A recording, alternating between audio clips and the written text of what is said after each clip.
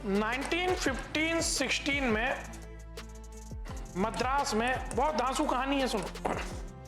मद्रास में कुछ नेता मिले जिन्होंने बोला कि सबसे पहले कि द्रविड़ों की स्थिति या जो द्रविड़ है उनकी जो सामाजिक स्थिति है वो बहुत कमजोर है, और दलितों का, जो द्रविड़ समूह से संबंधित दलित हैं, उनका ब्राह्मण क्या कर रहे हैं, शोषण।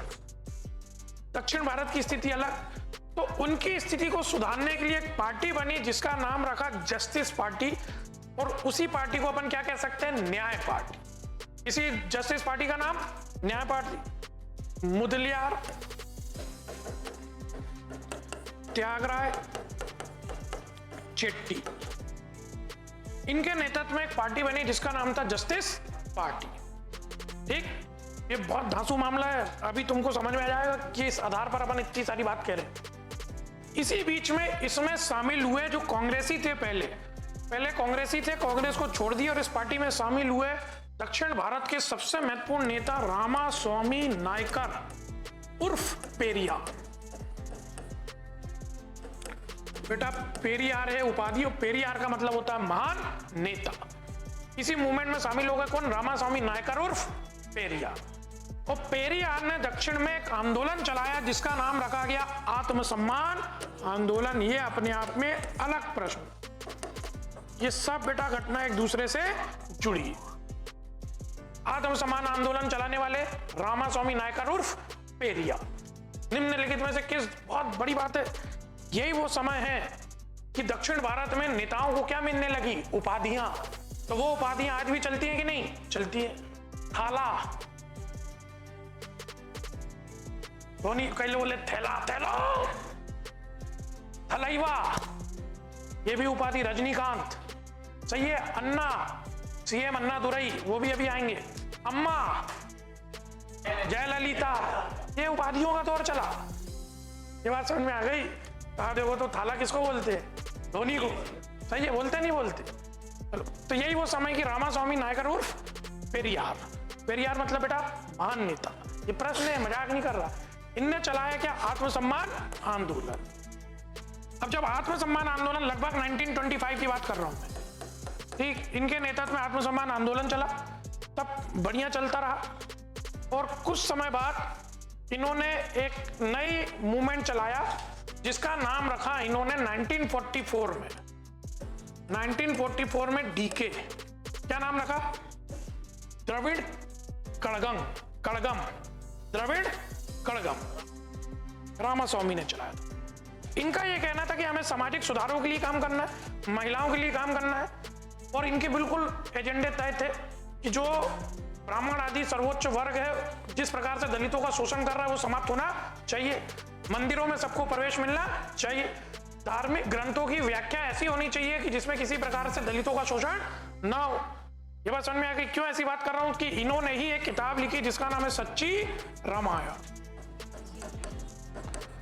रामास्वामी नायकर उर्फ पेरियार ने किताब लिखी जिसका नाम था सच्ची रामायण। यह भी कठिन प्रश्न, ये सच्ची रामायण लिखने वाले कौन, रामास्वामी नायकर उर्फ पेरियार।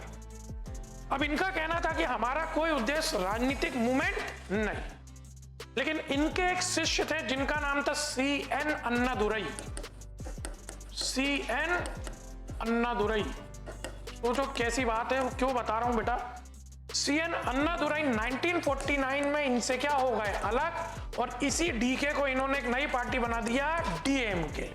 और इसी बात के आधार पर ये अलग हुए थे कि हमें राजनीति में क्या होना है, शामिल।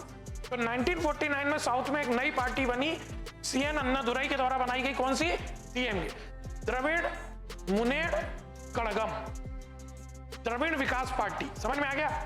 तो डीके बनाने वाले थे पेरियार, इससे अलग हो गए CN अन्नादुरई, और 1949 में इन्होंने क्या बनाई, DMK। तो आज भी DMK है कि नहीं है। अब पेरियार के ही शिष्य हैं, लेकिन बस इनका ये कहना है कि पेरियार का कहना है कि हमें राजनीति में शामिल नहीं होना, हमारा एकमात्र एजेंडा समाज सुधार के लिए, दलितों के हितों के लिए काम करना है, महिलाओं के अधिकारों की काम करना है। लेकिन CN अन्नादुरई का मानना था कि हमें पॉलिटिकल भी एक्टिव होना है। हालांकि शुरुआत में इन्हें कोई सफलता नहीं मिली, ये बात समझ में आ गई, क्योंकि कांग्रेस की सरकार थी। पहले प्रधानमंत्री मुख्यमंत्री बने राजगोपालाचारी, फिर के कामराज, फिर गोल, लेकिन 1967 में पहली बार भारत में डीएमके सत्ता में आई। समझ में आ गया? 1967 में पहली बार डीएमके की सत्ता आई।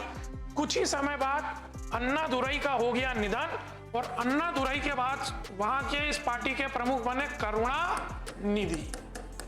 क्यों मैं ये सब बता रहा हूं? तो इतनी तुम्हारे परीक्षा के लिए इतनी बात महत्वपूर्ण है, इतनी बात, लेकिन क्यों बता रहा हूं? क्योंकि अभी समझ में आ जाएगा। अब करुणानिधि तो मुखिया बन गए।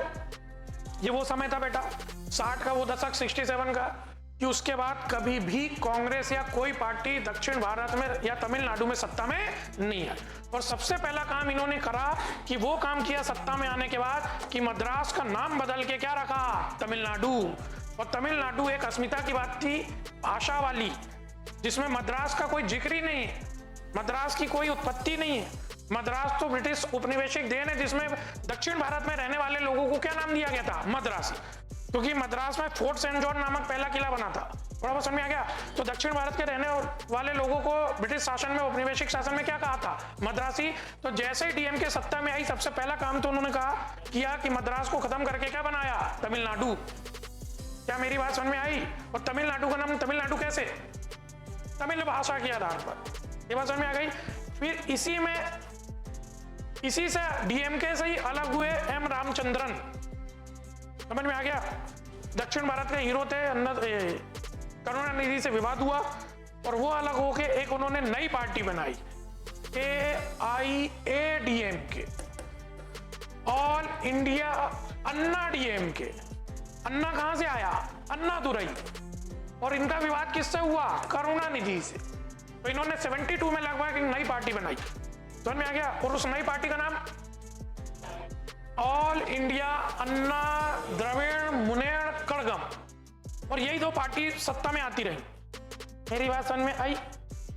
इन्हीं की मृत्यु के बाद इस पार्टी की मुखिया बनी जयललिता। अब एक बार ये आती, एक बार वो आती, मतलब ये पार्टी वो पार्टी। इसी बीच में जयललिता की मृत्यु हो गई, तो अभी दक्षिण भारत तमिलनाडु में किसकी सरकार है? डीएमके। स्टालिन क्या है?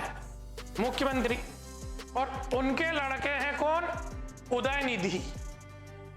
और उदयनिधि हमेशा आपको देखो तो उटपटांग बोलते दिखते हैं। उदयनिधि ने अभी कुछ समय पहले 2023 में बोला क्या? कि सनातन धर्म डेंगू मलेरिया है, इसे समाप्त कर देना चाहिए। तो क्यों बोला ऐसा? समझ में आ गया क्यों बोला ऐसा? ये सब किसके चेले हैं? पेरियार के।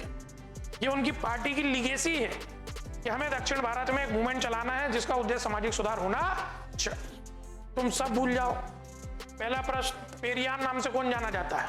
रामास्वामी नायकर। एक छोटा सा प्रश्न याद रखना, डीएमके कब बनी? 1949। सच्ची रामायण लिखने वाले रामास्वामी नायकर और पेरियार। आत्मसम्मान आंदोलन चलाने वाले रामास्वामी नायकर उर्फ पेरियार। आत्मसम्मान आंदोलन आएगा, रामास्वामी नायकर उर्फ पेरियार आएगा। है क्या बोल रहे? अच्छा 100 साल हो गए। हाँ